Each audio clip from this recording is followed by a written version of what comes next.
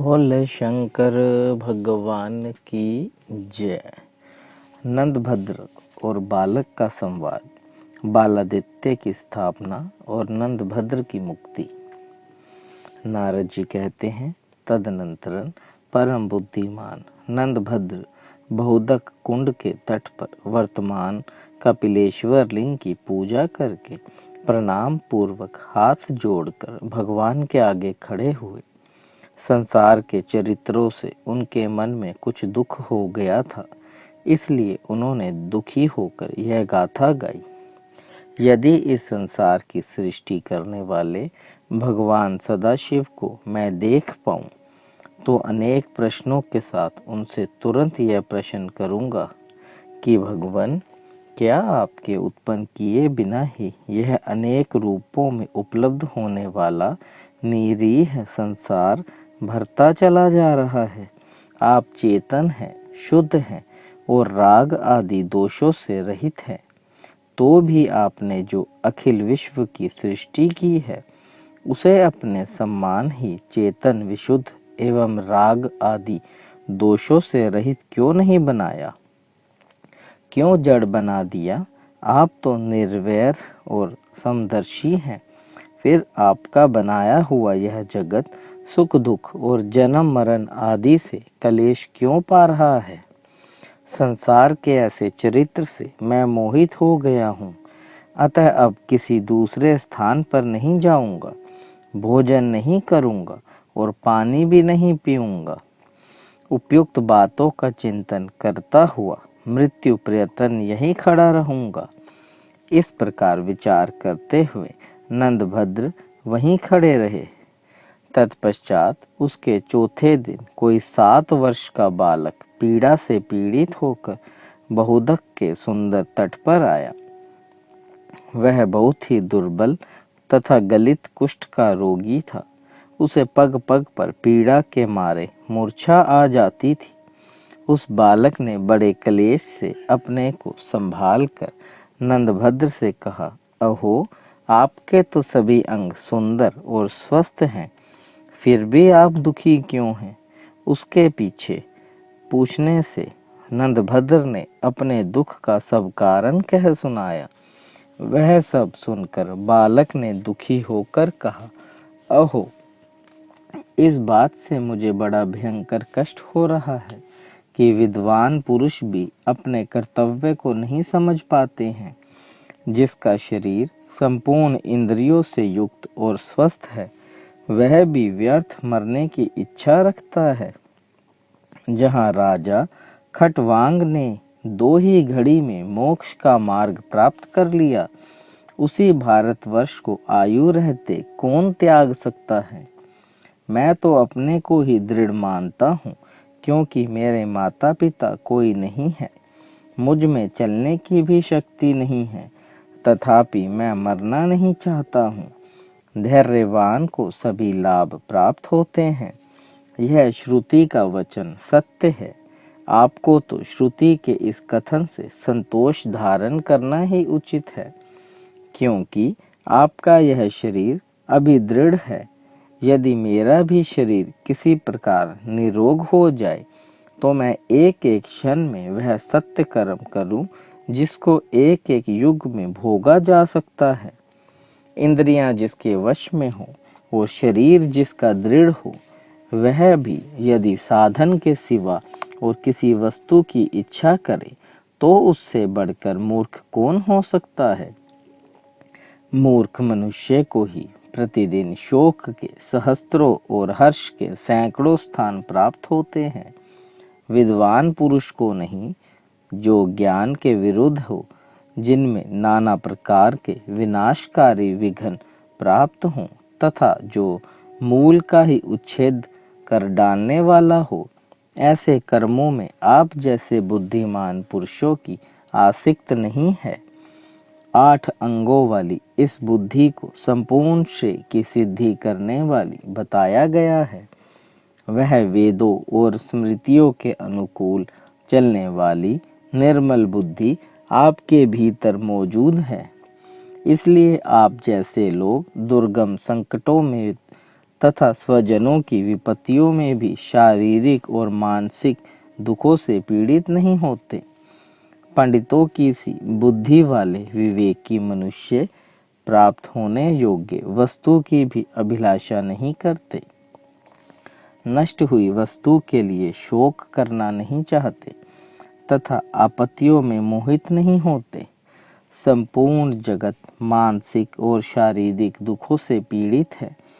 उन दोनों प्रकार के दुखों की शांति का उपाय विस्तार पूर्वक और संक्षेप से भी सुनिए। रोग, अनिष्ट वस्तु की प्राप्ति, परिश्रम तथा अभिष्ट वस्तु के वियोग, इन चार कारणों से शारीरिक और मानसिक दुख उत्पन्न होते हैं। अप्रिय का संयोग और प्रिय का वियोग, यह दो प्रकार के मानसिक महाकष्ट बताया गया है। इस प्रकार यहाँ शारीरिक और मानसिक दोनों प्रकार के दुख बताए गए। जैसे लोह पिंड के तप जाने से उस पर रखा हुआ घड़े का जल भी गर्म हो जाता है, उसी प्रकार मानसिक दुख से शरीर को भी संताप होता है। अतः शीघ्र ही औषध आदि के द्वारा उचित प्रतिकार करने से व्याधि अर्थात शारीरिक दुख और सर्वदा परित्याग करने से आदि अर्थात मानसिक दुख का शमन होता है। इन दो क्रिया योगों से व्याधि और आदि की शांति बताई गई है। इसलिए जैसे जल से आग को बुझाया जाता है, उसी प्रकार ज्ञान से मानसिक दुख को शांत करें। मानसिक दुख के शांत होने पर मनुष्य का शरीर दुख भी शांत हो जाता है।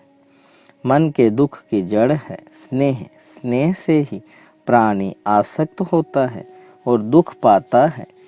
स्नेह से दुख और स्नेह से ही भय उत्पन्न होता है। शोक, हर्ष तथा आयास सब कुछ स्नेह से ही होता है।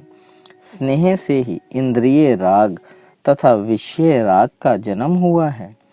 ये दोनों ही श्रेय के विरोधी हैं। इनमें पहला अर्थात इंद्रिय राग भारी माना गया है। इसलिए जो स्नेह या आसक्त का त्यागी, निर्वैर तथा निष्परिग्रह होता है, वह कभी दुखी नहीं होता। जो त्यागी नहीं है, वह इस संसार में बार बार जन्म मृत्यु को प्राप्त होता है। इस कारण मित्रों से तथा धन संग्रह से होने वाले स्नेह में कभी लिप्त न हो और अपने शरीर के प्रति होने वाले स्नेह का ज्ञान द्वारा निवारण करे। ज्ञानी, सिद्ध, शास्त्रयज्ञ और जितात्मा इनमें स्नेह जनित आसक्त नहीं होती। ठीक वैसे ही जैसे कमल के पत्तों में पानी नहीं सटता, राग के वशीभूत हुए पुरुषों को काम अपनी ओर खींचता है, फिर उसके मन में भोग की इच्छा उत्पन्न होती है। उस इच्छा से ही तृष्णा या लोभ की उत्पत्ति होती है। तृष्णा सबसे बढ़कर पापिष्ट और सदा उद्वेग में डालने वाली मानी गई है। इसके द्वारा बहुत से अधर्म होते हैं। तृष्णा का भी रूप बड़ा भयंकर है, अब सबके मन को बांधने वाली है। खोटी बुद्धि वाले पुरुषों के द्वारा बड़ी कठिनाई से जिसका त्याग हो पाता है, जो इस शरीर के वृद्ध होने पर भी स्वयं बूढ़ी नहीं होती तथा जो प्राणातकारी रोग के समान है, उस तृष्णा का त्याग करने वाले को ही सुख मिलता है। तृष्णा का आदि और अंत नहीं है। जैसे लोहे की मैल लोहे का नाश करती है, उसी प्रकार तृष्णा मनुष्यों के शरीर के भीतर रहकर उनका विनाश करती है। नंदभद्र बोले, शुद्ध बुद्धि वाले बालक, यह क्या बात है कि पापी मनुष्य भी निरापद होकर स्त्री और धन के साथ आनंद मगन देखे जाते हैं। बालक ने कहा, यह तो बहुत स्पष्ट है। जिन्होंने पूर्व जन्मों में तामसिक भाव से दान दिया है, उन्होंने इस जन्म में उसी दान का फल प्राप्त किया है। परंतु तामस भाव से जो कर्म किया गया है, उसके प्रभाव से उन लोगों का धर्म में कभी अनुराग नहीं होता। ऐसे मनुष्य पुण्य फल को भोग कर अपने तामसिक भाव के कारण नरक में ही जाते हैं, इसमें संदेह नहीं है। इस संशय के विषय में मार्कंडेय जी ने पूर्व काल में जो बात कही है वह इस प्रकार सुनी जाती है। एक मनुष्य ऐसा है जिसके लिए इस लोक में तो सुख का भोग सुलभ है परंतु परलोक में नहीं। दूसरा ऐसा है जिसके लिए परलोक में सुख का भोग सुलभ है किंतु इस लोक में नहीं। तीसरा ऐसा है जिसके लिए इस लोक में और परलोक में भी सुख भोग प्राप्त होता है। और एक चौथे प्रकार का मनुष्य ऐसा है जिसके लिए ना तो इस लोक में सुख है और ना परलोक में ही।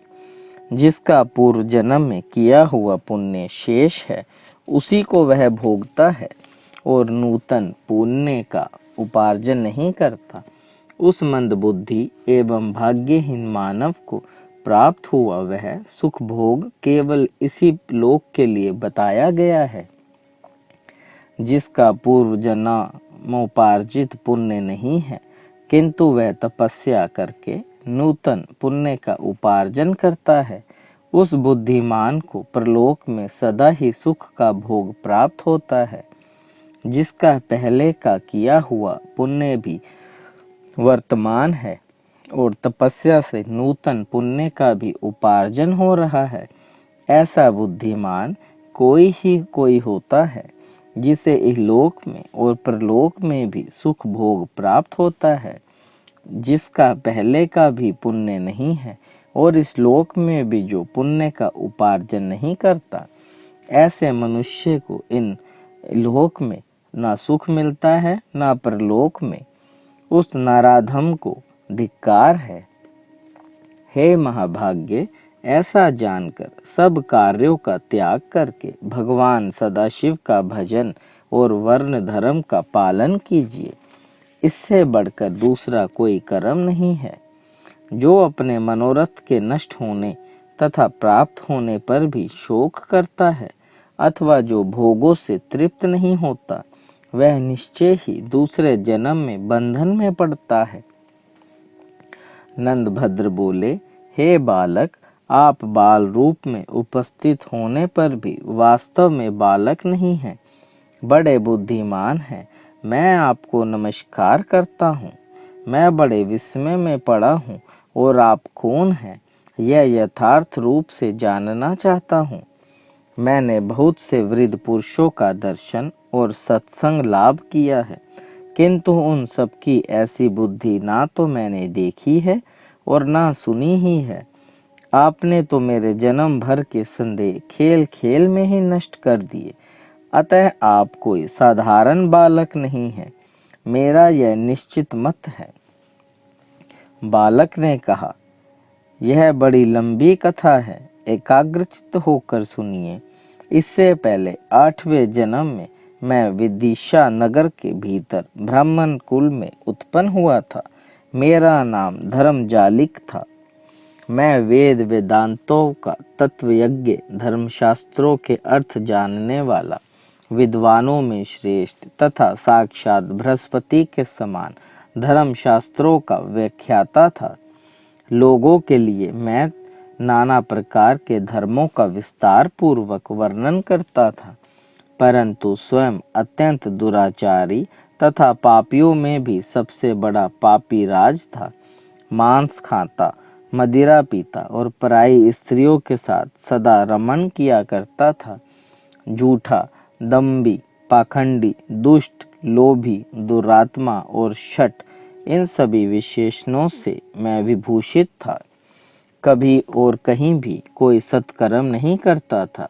जाली पुरुषों की भांति लोगों को केवल जाल सिखाता था।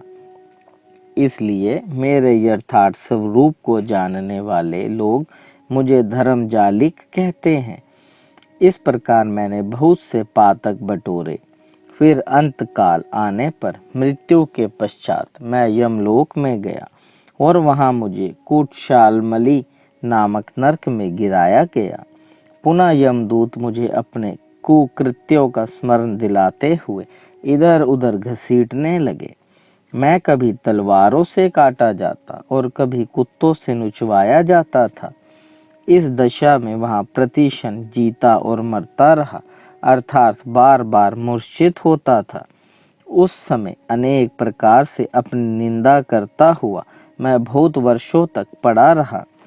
धर्मराज के दूतों द्वारा पीड़ित होने पर नरक में जैसी बुद्धि होती है, वहीं यदि यहाँ 2 घड़ी भी रह जाए तो मनुष्य धन्य धन्य हो जाए। तदनंतरन अत्यंत यातना भोगने के पश्चात यमदूतों ने मुझे किस प्रकार छोड़ा। फिर स्थावर योनि में जाकर अनेक प्रकार के क्लेशों का उपभोग करके मैं सरस्वती नदी के सुंदर तट पर एक क्रीड़ा हुआ। कीड़े की योनि में रहते समय एक दिन मैं मार्ग में सुखपूर्वक सो रहा था। इतने ही में वहां अकस्मात आते हुए रथ की गड़गड़ाहट मुझे बड़े जोर से सुनाई पड़ी। उस आवाज को सुनकर मैं डर गया और सहसा मार्ग छोड़कर बड़े वेग से दूर भागने लगा। उसी बीच में इच्छा अनुसार घूमते हुए भगवान वेद व्यास उधर आ गए। मुनिवर व्यास ने वहां उस अवस्था में पड़े हुए मुझे कृपा पूर्वक देखा। ब्राह्मण जन्म में मैंने सब लोगों को जो नाना प्रकार के धर्मों का उपदेश किया था, उसी के प्रभाव से उस कीट जन्म में मुझे व्यास जी का संग प्राप्त हुआ। वे सब जीवों की भाषा जानते हैं। उन्होंने कीड़े की भाषा में मुझसे कहा, ओ कीट, क्या इस प्रकार भागे जा रहे हो? किस लिए मृत्यु से इतना डरते हो? अहो, मनुष्य को यदि मृत्यु से भय हो तो उचित हो सकता है। तू तो कीट है, तुझे इस शरीर के छूटने का इतना भय क्यों है? व्यास जी के ऐसा कहने पर पूर्व पुण्य के प्रभाव से मेरी भी बुद्धि जागृत हुई। तब मैंने उन्हें इस प्रकार उत्तर दिया, विश्ववंधन मुनीश्वर, मुझे इस मृत्यु से किसी प्रकार का भय नहीं।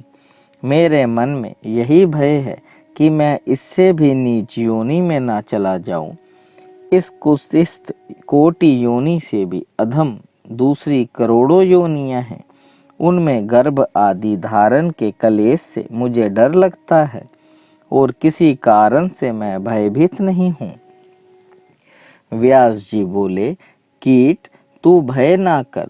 जब तक तुझे ब्राह्मण शरीर में ना पहुंचा दूंगा, तब तक सभी योनियों से शीघ्र ही छुटकारा दिलाता रहूंगा। व्यास जी के ऐसा कहने पर उन जगत गुरु को प्रणाम करके मैं पुनः मार्ग में लौट आया और रथ के पहिए से दबकर मृत्यु को प्राप्त हुआ।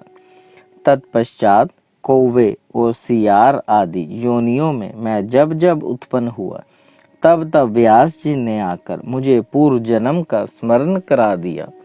तदनंतरन बहुत सी योनियों में भ्रमण करके अत्यंत कलेश भोगता हुआ जब मैं अंत में ब्राह्मण के घर में आकर इस मानव योनि में उत्पन्न हुआ हूँ, इसमें जन्म लेकर भी अत्यंत दुखी हूँ। जन्म से ही पिता माता ने मुझे अकेला छोड़ दिया। मेरे शरीर में गलित कोढ़ का रोग हो गया है। इसके कारण मैं बड़ी भारी पीड़ा का अनुभव करता हूँ।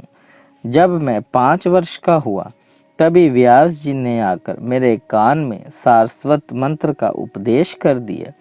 उसके प्रभाव से मुझे बिना पढ़े ही वेदों, शास्त्रों तथा संपूर्ण धर्मों का स्मरण हो आया।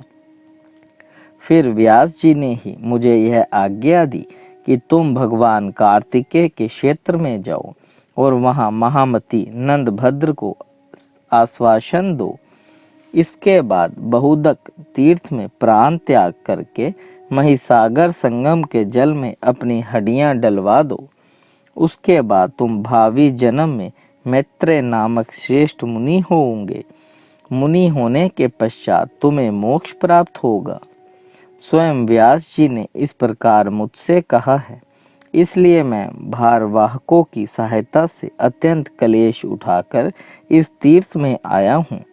इस प्रकार आपसे मैंने अपना सब चरित्र कह सुनाया। नंदभद्र जी, पाप इस प्रकार कष्टदायक होता है, अतः आप सदा ही उसका त्याग करें। नंदभद्र बोले, अहो, आपका यह चरित्र बड़ा अद्भुत है। इसने मेरे हृदय में पुनः धर्म के लिए 100 गुनी दृढ़ता आ गई है। परंतु आपने जो मुझे धर्म का उपदेश किया है, उसके बदले में मैं आपकी कोई सेवा करना चाहता हूँ। अतः आप धर्म का स्मरण कीजिए और मुझे कोई निश्चित आदेश दीजिए। बालक ने कहा, नंदभद्र जी, मैं इस तीर्थ में 1 सप्ताह तक निराहार रहकर भगवान सूर्य के मंत्रों का जप करूंगा। तत्पश्चात शरीर त्याग दूंगा। उसके बाद आप बकरी का तीर्थ में ले जाकर मेरे शरीर का दाह कर दीजिएगा और मेरी सब हड्डियां इस तीर्थ में डाल दीजिएगा। इस बहुदक तीर्थ में जहाँ मैं प्राण त्याग करूंगा, वहाँ मेरे नाम से भगवान सूर्य की स्थापना भी कर दीजिएगा। भगवान सविता सर्वश्रेष्ठ देवता हैं। द्विजों के तो वह सर्वस्व है ही। संपूर्ण वेदों और वेदांगों ने भगवान सूर्य की महिमा का गान किया है। आप भी सदा इन सूर्य भगवान का भजन और इस बहुदक कुंड का सेवन करते रहें। व्यास जी के बताए अनुसार इस तीर्थ का संक्षिप्त महात्म्य भी है। मैं आपको बता रहा हूँ। जो मनुष्य माघ मास की सप्तमी तिथि को बहुदक तीर्थ में स्नान करके पितरों को पिंडदान देता है, उनके वे पितर अक्षय तृप्ति को प्राप्त होते हैं। बहुदक तीर्थ के किनारे पितरों के उद्देश्य से जो कुछ भी दिया जाता है, वह अक्षय होकर उनके समीप पहुंच जाता है। बहुदक कुंड में किया हुआ स्नान, दान, जप, होम, स्वाध्याय और पितृतर्पण सब महान फल देने वाले होते हैं। नारद जी कहते हैं, यों कहकर वह बालक मौन हो गया और बहुदक कुंड में स्नान करके पवित्र हो तटवर्ती वृक्ष के नीचे बैठकर स्वयं सूर्य मंत्रों का जप करने लगा। 7वीं रात्रि व्यतीत होने पर बालक ने प्राण त्याग दिए। फिर नंदभद्र ने बालक के कथनानुसार ब्राह्मणों द्वारा उसके शव का विधि पूर्वक दाह संस्कार करवाया। सूर्य मंत्र के जप में लगे हुए उस बालक ने जहाँ प्राण त्याग किए थे, वहाँ नंदभद्र ने बालादित्य के नाम से विख्यात भगवान सूर्य की प्रतिमा स्थापित की। जो बहुदक में स्नान करके बालादित्य का पूजन करता है, उस पर भगवान सूर्य प्रसन्न होते हैं और वह मोक्ष का उपाय प्राप्त कर लेते हैं। तदनंतरन नंदभद्र ने भी दूसरी स्त्री से विवाह करके उसके गर्भ से अपने ही समान अनेक पुत्र उत्पन्न किए। वे सदा भगवान शिव तथा सूर्य की उपासना में लगे रहे। अंत में उन्होंने भगवान शिव का सारूप्य प्राप्त किया, जिससे फिर इस संसार में लौटना नहीं होता। इस प्रकार यह महाकुंड बहुदक के नाम से विख्यात हुआ है। जो श्रद्धा पूर्वक इस तीर्थ के महात्म्य को सुनता है, उस पर भगवान सूर्य प्रसन्न होते हैं तथा वह अपने हृदय में मोक्ष का चिंतन करते हुए भवसागर से मुक्त हो जाते हैं। बोले शंकर भगवान की जय। देव देव महादेव करुणा निधान भक्त वत्सल्य शिव शंकर भोलेनाथ प्रसन्न होइए त्रिलोकीनाथ। सदैव अपने चरणविंदों में लगाए रखे, सद्बुद्धि प्रदान करे। सृष्टि के कर्ता धर्ता संहार हरता, आपसे ही जीवन आपसे ही मरण महादेव। बच्चा पुल्लनहार तुसी बख्शनहार त्रिलोकीनाथ, कृपा दृष्टि बनाए रखे। ओम सर्वव्यापी परमात्मा हर हर महादेव।